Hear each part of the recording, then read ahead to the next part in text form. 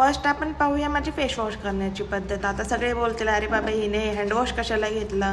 तर हँडवॉश पहिले मी हँडवॉश करण्यासाठी घेतला, बिकॉज आपल्या हँडवर खूप डस्ट असते जी आपल्याला दिसत नाही. सो पहिले हँडवॉशने नीट क्लीन करून घ्या, देन प्लेन वॉटरने फेस क्लीन करून घ्या आणि मग थोडासा फेसवॉश घेऊन जेंटली सगळीकडे चेहऱ्यावर अप्लाय करा आणि थोडासा असं मसाज करा प्रेमाने. आणि तर मसाज केल्याने काय होतं, तर मसाज केल्याने ब्लड सर्क्युलेशन इम्प्रूव्ह होतं आणि चेहऱ्यालाही थोडंसं रिलॅक्स फील होतं.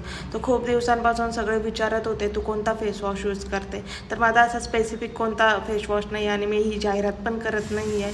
पण माझा रिसेंटली म्हणजे 1 वर्षापासून ह्या फेसवॉशचे मला चांगले रिझल्ट वाटत आहेत, जो की मामाअर्थचा राईस डेबी ब्राईट फेसवॉश आहे, जो सल्फेट आणि पॅराबन फ्री आहे आणि ऑल स्किन टाईप आहे. कोणाला जर वाटत असेल तर हा फेसवॉश यूज करू शकता, रिझल्ट चांगले आहे.